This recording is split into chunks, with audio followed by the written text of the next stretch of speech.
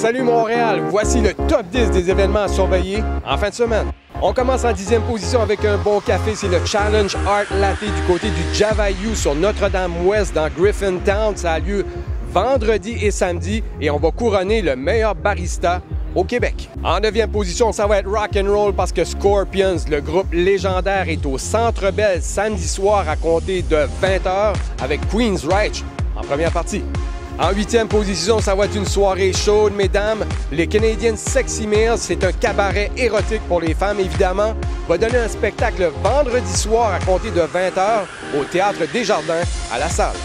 En 7e position, c'est le Barbecue Bonanza West Island. Ça a lieu dimanche de midi jusqu'à 22h en soirée. Il y a plus de 20 restaurants qui participent. Bref, c'est un méga barbecue. Et ça a lieu du côté de Lamborghini Montréal à Kirkland. En 6e position, si vous êtes un amateur d'huîtres, eh bien, c'est le festival Oyster Mania dans plus de 20 restaurants de Montréal. Écoutez, c'est 10 huîtres, une conso pour seulement 10 $ et ça a lieu du 18 au 25 septembre et le lancement a lieu jeudi soir au Pandore. On entame le top 5 Montréal TV avec le populaire Gad Elmaleh qui est en spectacle en fin de semaine à Montréal. C'est samedi et dimanche au théâtre L'Olympia. Nickel, le mec il est là, l'athlète, il plonge, je te jure, ça fait pas une goutte, ça fait pas un bruit, je sais pas comment il fait. Moi je plonge, t'as l'impression il y a toute ma famille, elle est venue avec moi. Ça. En 4e position, oui, encore de la bouffe. C'est le Grand Poutine Fest qui a lieu dans le Vieux-Port toute la fin de semaine de jeudi à dimanche de 11h à 23h en soirée. Et ça risque d'être populaire puisqu'il y a déjà 16 000 personnes qui ont confirmé leur présence sur Facebook. En 3e position, c'est le festival Pop Montréal. C'est un festival de musique, d'art, de cinéma, de mode et bien sûr, il y a plein de parties.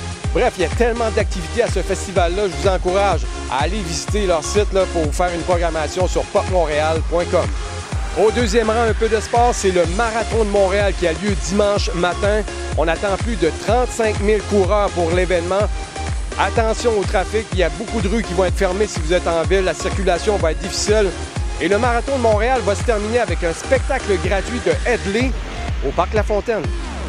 Et en première position, l'événement le plus hot en fin de semaine à Montréal, c'est le festival Bacchanal. C'est un festival électro qui a lieu de vendredi à dimanche dans le Vieux-Port, au pied du quai de l'Horloge, sur le bord de l'eau. Ça devrait être extrêmement cool et on attend plus de 30 DJ. Voilà, c'était le top 10 des événements les plus hot en fin de semaine à Montréal. Je vous rappelle que si vous avez un événement qui s'en vient au cours des prochains jours, prochaines semaines, vous pouvez m'écrire à irois@commercialmontréal.tv. Et si vous cherchez quelque chose en vidéo à Montréal, vous allez le retrouver sur montréal.tv. Et on se laisse sur des images de Akon. Oui, Akon s'en vient à Montréal mercredi au Petit Olympia à compter de 20h.